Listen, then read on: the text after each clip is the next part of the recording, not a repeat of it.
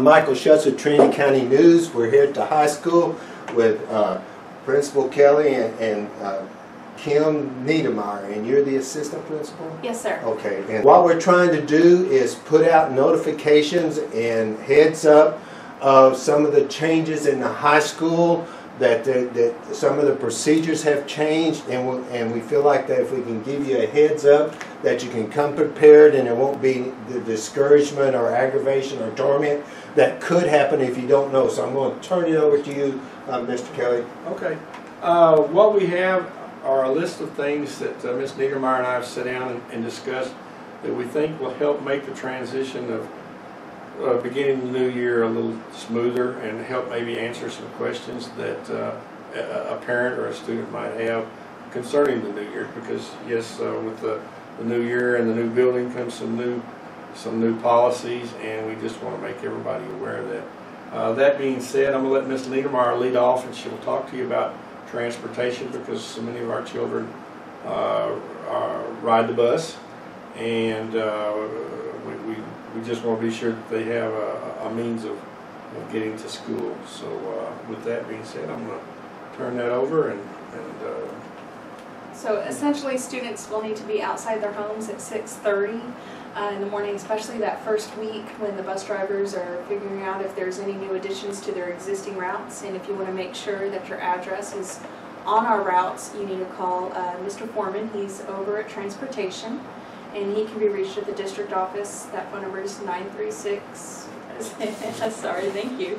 936-594-3569, and his extension is 1012. So, if you're driving to school this year, the parking lot is still the existing student parking lot. There will be no student parking in the front of the school this year or over in the faculty section. And the way we're going to be monitoring that is we're issuing parking permits. So parking permits will cost $10. We'll take check or cash for that. In order to obtain one, you'll need to agree to our parking policies. There's a Google form that's going to be a link on our high school's website that they can go in, fill out, and say that they agree to. They'll give us their vehicle information, their name. In addition to that, in order to be issued a parking permit, they'll need to bring in their current driver's license and an insurance card with the student listed as a driver on that insurance policy. And of course, covering the vehicle that they indicate they'll be driving to school. Okay, can they get those permits the first day, or do they need to come in early and get them? The first day, we'll probably be putting those out the first week, to be honest. They're being printed, and the shipping looks like it's going to be a real close call. So if we don't have them available the first day of school, we know we'll have them available by the end of the first week. Okay, and so there's no assigned parking, they just come, first come, first serve? That's correct. First come, first serve, but the parking permit will allow us to, if we see them parked incorrectly or illegally, we'll know exactly who to contact immediately to say, hey, please come out and move your vehicle, instead of who drives the silver four-door sedan. So we just, I think that'd be the best way to handle those matters. We just want the students to realize that they have a student parking area. The kids know where it is, as opposed to parking in front of the building or in the teacher's parking lot. It just makes it a little bit easier for us to keep up with. So it's organized. And in fact, just so they are aware up front, if they're caught violating that policy or decide not to get a parking permit, they'll be ticketed. Okay. So, yeah, I guess it's 3 strikes you're out or something like that. Because there's a learning curve on everything. Yes, it's very much 3 strikes you're out. We'll probably be a little lenient that first week. Hey guys, this is new, but after that first week, we go out and rewrite your first ticket. I believe we set it at $5. The second ticket is $10, and the third time's the charm for us to have it towed at the owner's expense.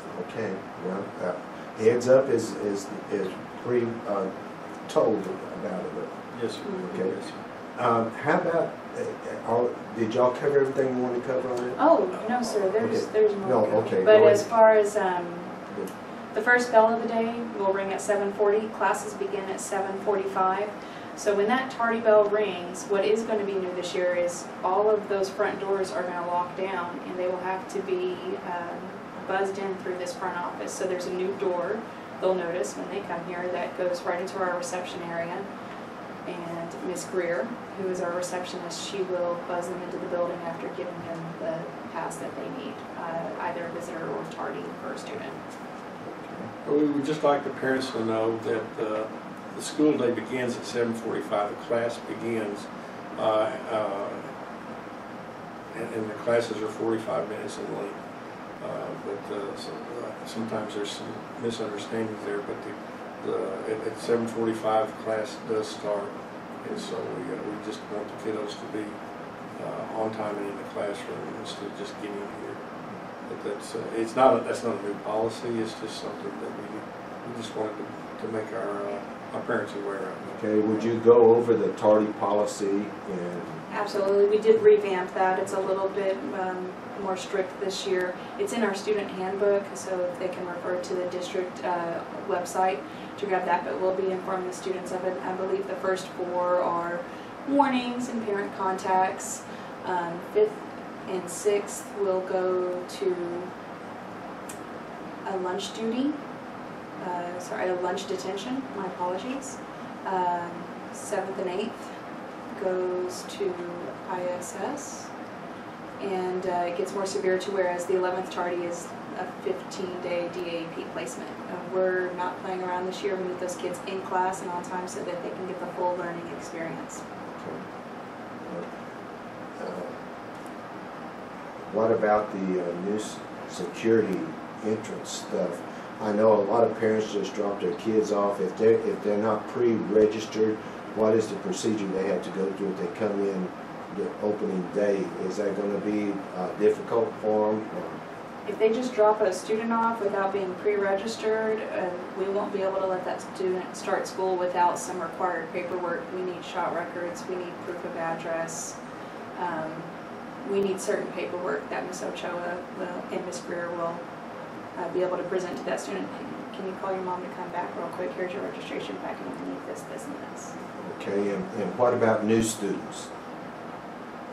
Well, most of the new students that are new to the districts their parents have actually escorted them here and met with the ladies there in front and received packets so that we have that information on file.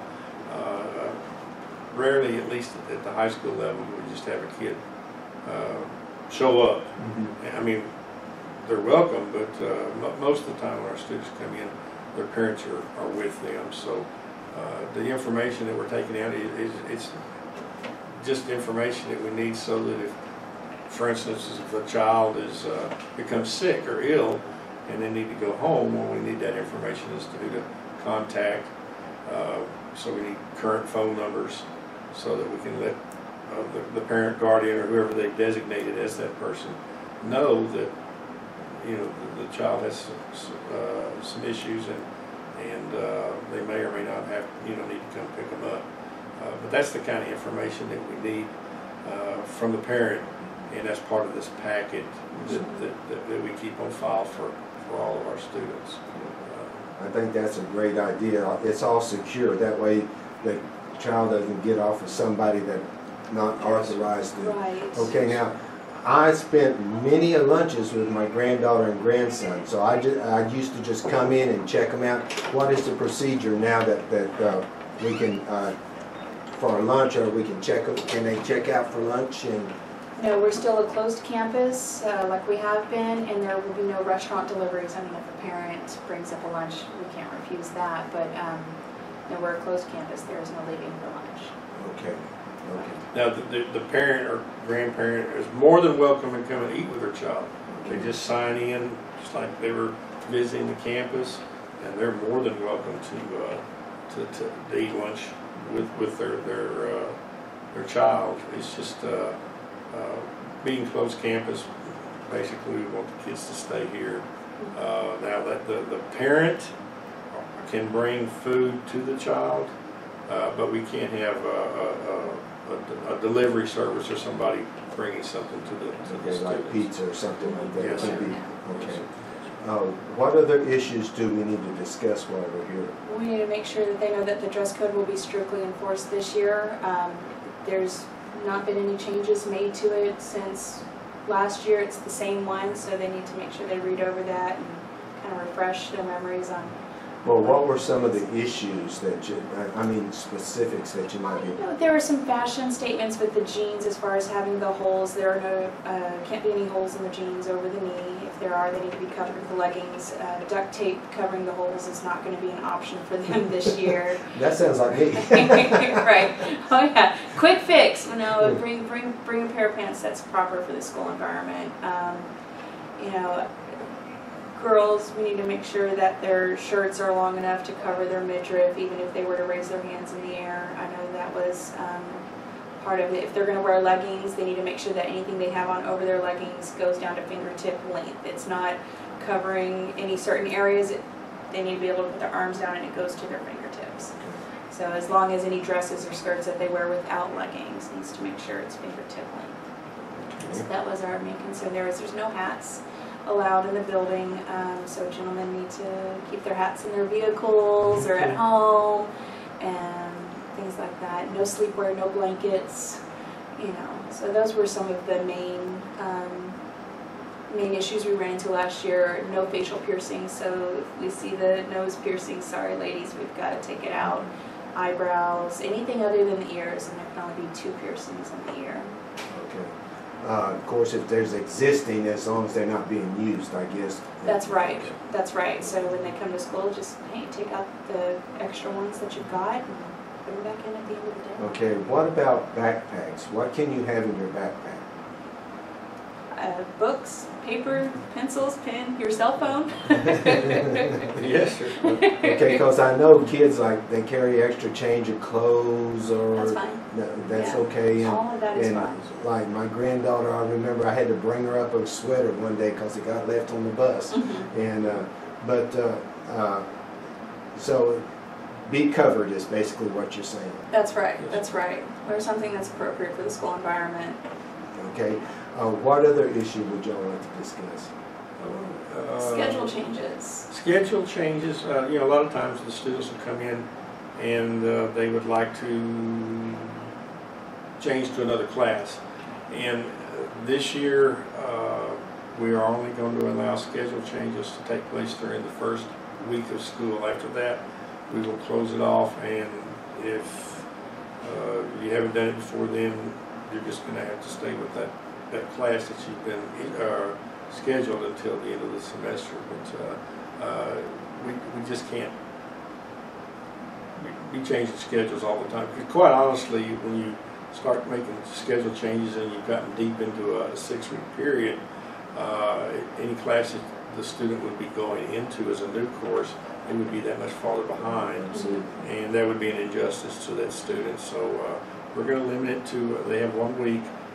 They can fill out a form that will be available to them in the office, at which time they will be transferred to Miss LaRue, our counselor, and she will call them in, and that's how they're going to get to see them. They can't, we ask that they're not ask permission from their teacher to go to the counselor to have something changed. It's just a process that we ask the students to go through, and so they have to fill out the form.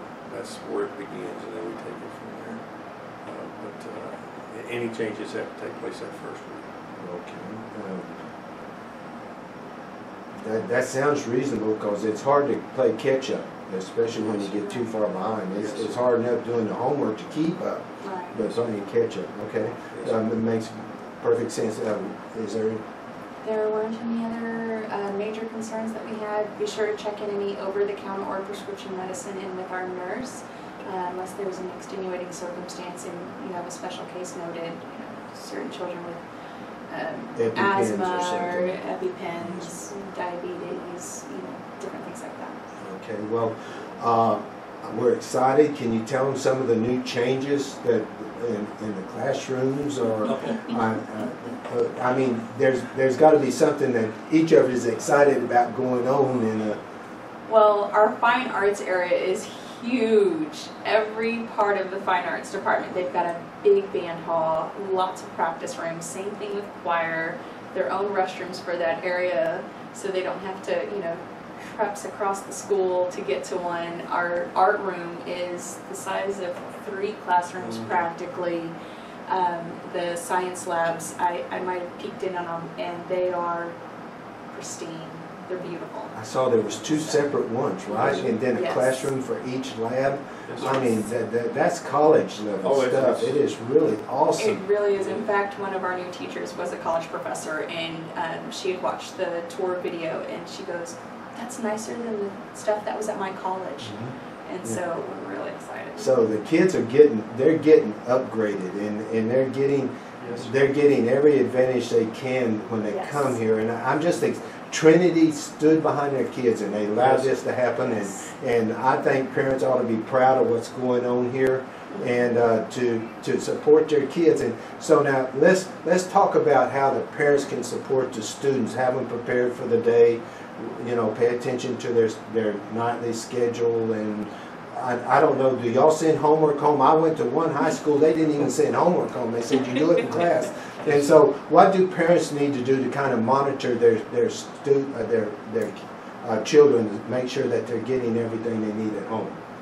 Right. Well, You can talk about parent portal. yeah, no, absolutely. So we have a parent portal that parents can log on and check the progress of their student and see what their grades are. I believe it also will allow them to see the attendance in each course, so they can kind of see, oh, okay, I haven't gotten the call from this teacher yet, but I see that you're going below this 80 that I would expect for you.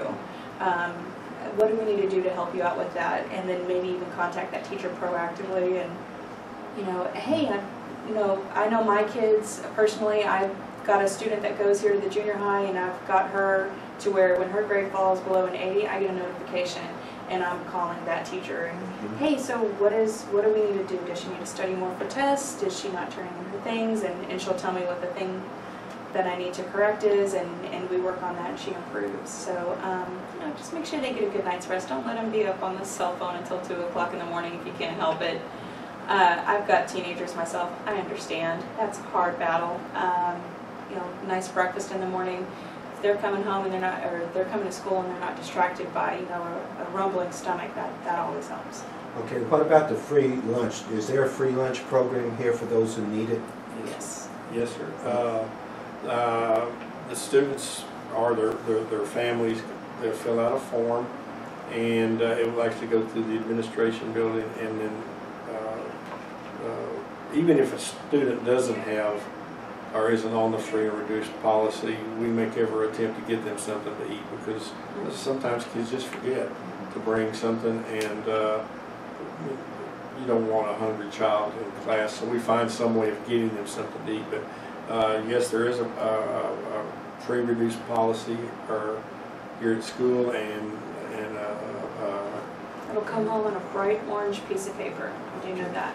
Okay, so parents, look at your student packet, and if for some reason you feel like they might need a free lunch or help with lunch or something like that, look for that orange piece of paper in the student packet. Be sure and look through your student packet when they come home. Don't let them just throw it down and forget it. You need to know what your student is doing, his schedule, and all of the notices that come out, because that's your responsibility. And so I'm talking as a parent and grandparent. I've got grandbabies in the schools here, and I'm really excited about the school system here. I got to tell you, I say this every time I get a chance to talk about the school.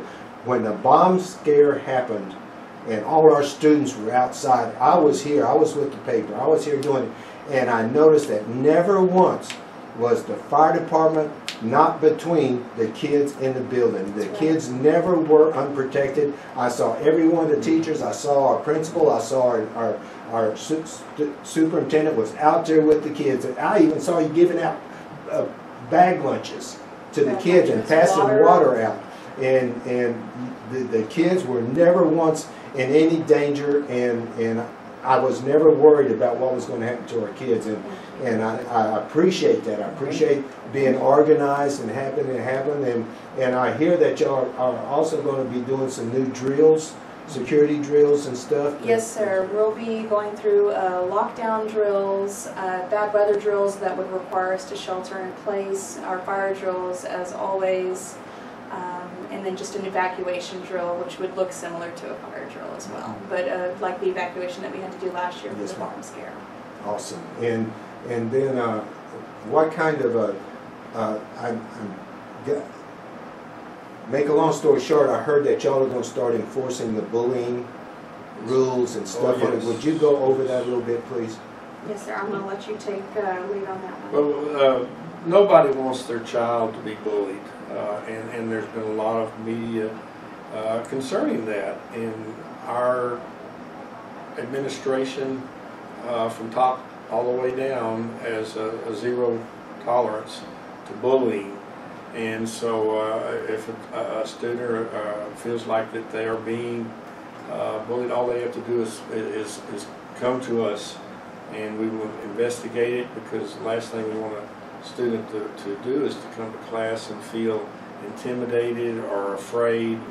And we're not going to put up with it, because we want education to be fun. You know, it's tough enough trying to meet the standards that the kids have to meet as far as testing, and it doesn't help a whole lot if a child comes to school and they're regretting going to a certain class because of some issue that somebody's presenting to them.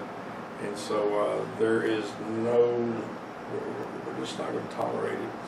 And if the student doesn't feel comfortable coming to us or going to Ms. LaRue, we have a system called Anonymous Alerts.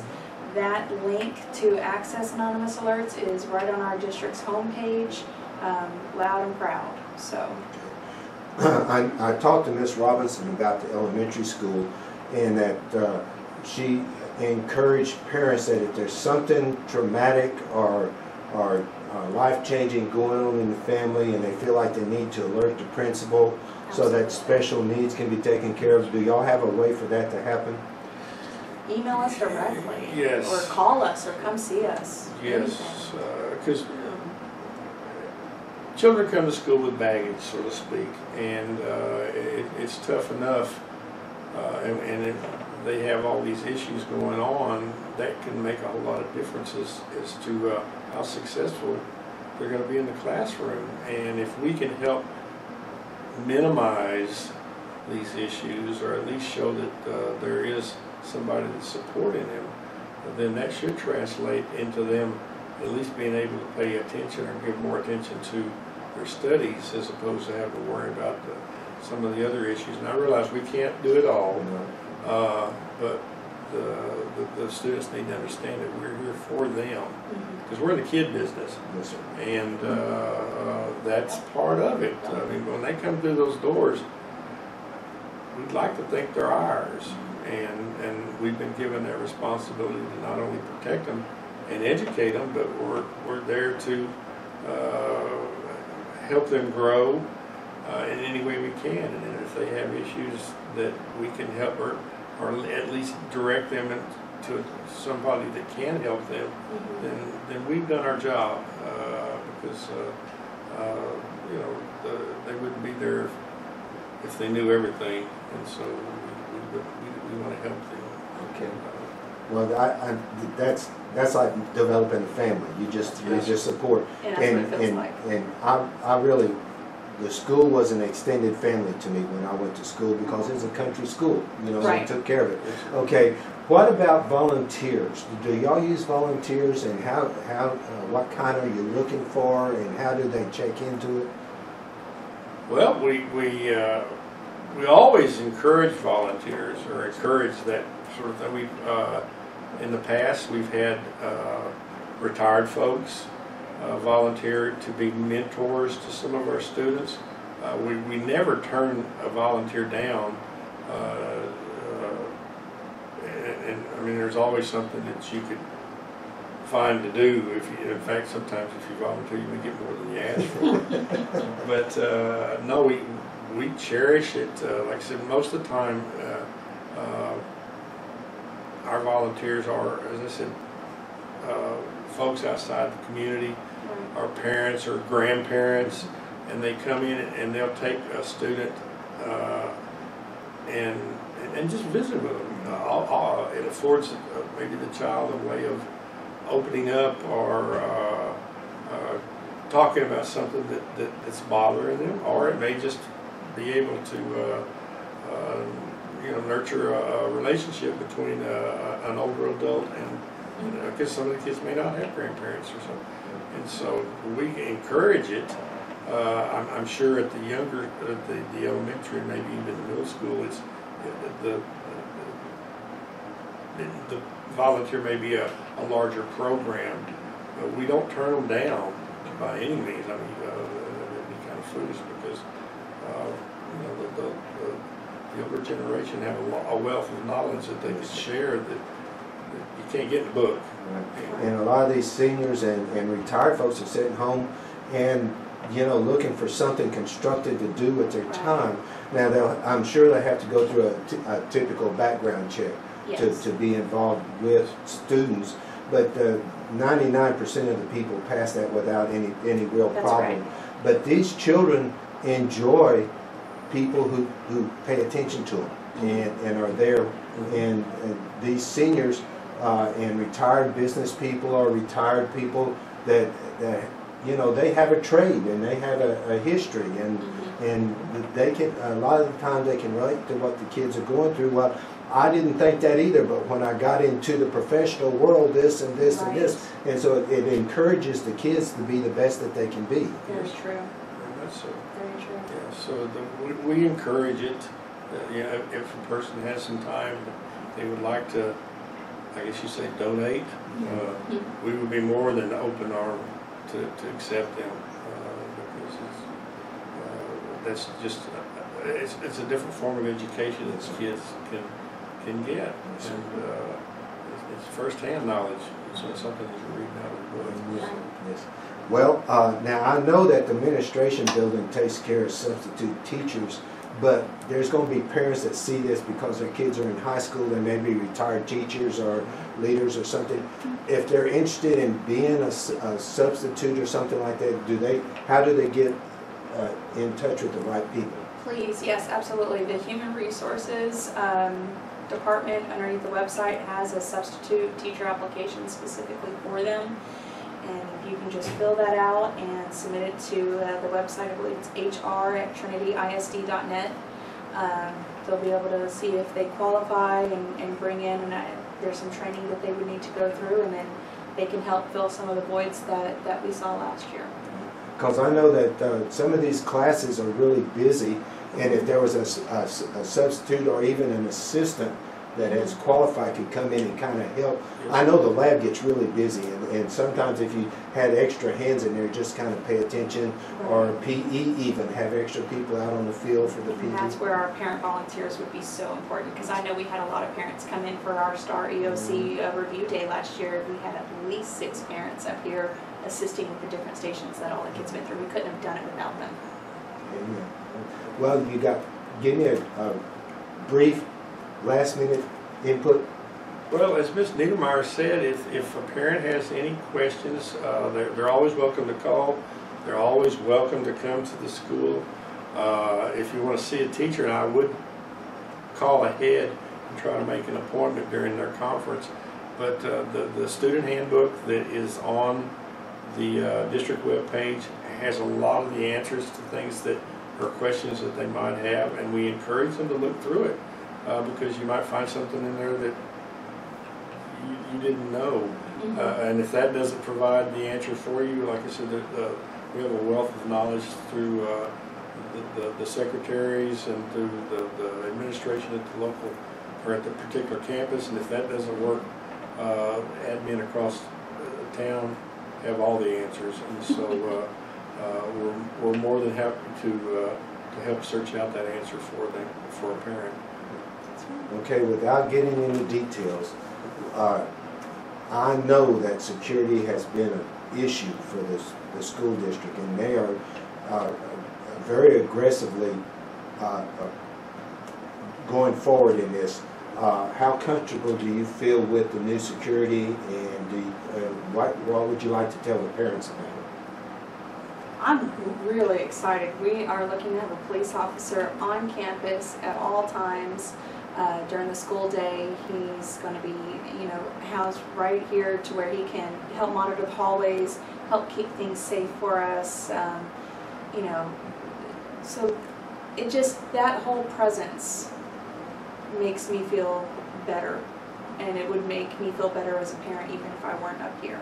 You know, there'll be one over at the junior high as well, and that's where my daughter's housed, and she feels safer about it. She goes, so we're going to have our own? And I was like, yes ma'am. And she goes, not shared? I said, no, we want to make sure everybody is safe and that we're properly manned and staffed in that area. So I think they'll notice a difference. Okay, now I did have one parent talk to me about the parking lot being so distant from the school.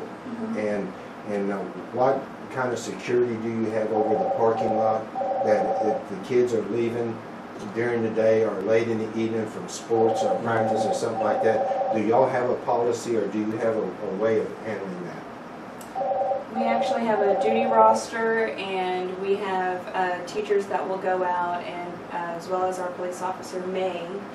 We're not quite sure if he'll be able to do that, but I know we have teachers going out there to monitor the parking lot from time to time, help kind of see everybody out in the afternoon so we don't have any students showing off how quickly they can rev their car up. Been there, done that. Right. But I mean, in all honesty, that creates a safety hazard that some of our parents might be concerned about.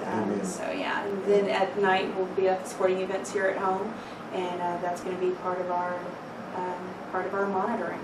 Okay, and I heard also that y'all have got cameras on all of the exterior doors now, and alarms if they're for some reason propped open. Would you kind of like to go over that a little bit, sir? Yes, sir. The only entrance that we would like people to come through under normal conditions, I realize the sporting events, that creates a different thing, but for the kiddos, we would like for them to come through the front door of the building. There's a number of new and already existing exterior doors to the campus, which can create its own problems. But the district is having alarms put on those doors so that if for some reason the door gets open, it will set off an alarm so that the people that are working in that area will be made aware, and they will look out. There's cameras are going to be stationed throughout, even in, as you said, the parking lot. Those lots are going to be lit at night, so that will help with security. But the hallways will have cameras and will be stationed throughout, so that we can monitor activities. The teachers are going to be in the halls, but as I said, we would like for our entrance to be at the front of the building during school hours, and then after school, the students are welcome to exit through the new or already existing exit points, but they won't be used as entrance points. I mean, you could come in there if you had to, like if we had an emergency and first responders needed to get in. Yes, they can still get in, but it's not designed for that. In other words, they're more for exits. And so we ask that the kiddos come in through the front, so that we can monitor who is coming and going. Well, it sounds like y'all got it pretty well together, and I feel very comfortable with my grandbabies being here now, and that y'all kind of fill me in. I'm going to miss not being able to take them out to lunch, but I can come and have lunch with them. Yes. We encourage you to. Okay. Bring them lunch. Oh, they'll be more than happy they'll to love see you. that, yeah, for sure. And so, but they can still, for like doctor's appointments, if they schedule, they can still get out, and they don't just leave. I guess they have to have some kind of... There's a checkout process. They would go through our front office with Ms. Greer.